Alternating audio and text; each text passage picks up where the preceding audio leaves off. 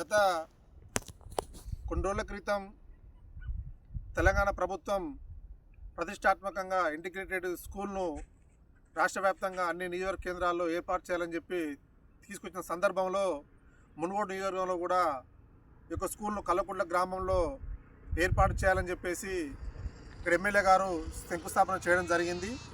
శంకుస్థాపనకు ఇక్కడ భూమి అన్ని రకాలుగా అనుకూలంగా ఉన్నది. 20 ఎకరాల ప్రభుత్వ భూమి ఉన్నదని రెవెన్యూ అధికారులు తెలిపిన వెంటనే ఈ యొక్క కల్లకుంట్ల గ్రామ పరిధిలో ఈ యొక్క పాఠశాలను ఏర్పాటు చేయాలని నిర్ణయించడం జరిగింది. ఇక్కడ కొంత భూమి సరిపోయినప్పటికీ కూడా ఇక్కడ దళిత వర్గానికి సంబంధించినటువంటి భూమి ఉన్నప్పుడు కూడా ఆ భూమిని రాత్రే ఇక్కడ పంటను చూడకుండా ఖరాబు చేసి ఆ పంట నష్టం కూడా తగిన మొత్తంలో చెల్లించకుండా ఆ భూమిని లాక్కొని ఇక్కడ శంకుస్థాపన చేయడం జరిగింది. ఆ సందర్భంలో రైతులు కూడా వేడుకున్న ఇక్కడ మీకు గ్రామంలో స్కూల్ పడితే గ్రామ అభివృద్ధి చెందుతుందని చెప్పేసి చెప్పినప్పటికీ ప్రజలు వినిపించుకొని మా గ్రామ అభివృద్ధి చెందుతుందని చెప్పేసి ఒక నమ్మకంతో ఆ భూమిని కూడా ప్రభుత్వానికి అప్పచెప్పడం జరిగింది.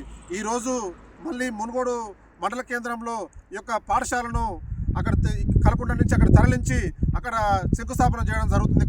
ఇక్కడ మారుమూల గ్రామమైనటువంటి కల్లకుంట్లలో ఏర్పాటు చేస్తానని చెప్పి ప్రజలను మోసం చేసి ఈరోజు మళ్ళీ ఈ యొక్క పాఠశాలను మునుగోడు ప్రాంతానికి తరలిస్తూ ఉన్నాడు. ఎమ్మెల్యే గారు విధానం మార్చుకోవాలి.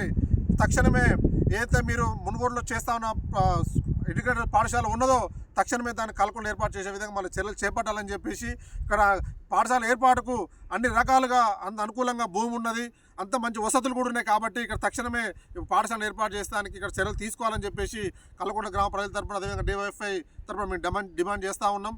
లేని పక్షంలో రానున్నటువంటి ఎంపీటీసీ జెడ్పీటీసీ ఎలక్షన్లలో కాంగ్రెస్ పార్టీకి తగిన బుద్ధి చెప్తారని చెప్పేసి గ్రామ ప్రజలు కూడా తగిన బుద్ధి చెప్తారని చెప్పేసి హెచ్చరిక జారీ చేస్తూ ఎమ్మెల్యే యొక్క ద్వంద్వ వైఖరిని నశించాలి. అంతేకాకుండా ఎమ్మెల్యే యొక్క పోకడను మానుకొని ఈ గ్రామంలోనే స్కూల్ పెట్టే విధంగా ఎమ్మెల్యేగా చొరవ తీసుకోవాలని చెప్పేసి కోరుతా ఉన్నాం.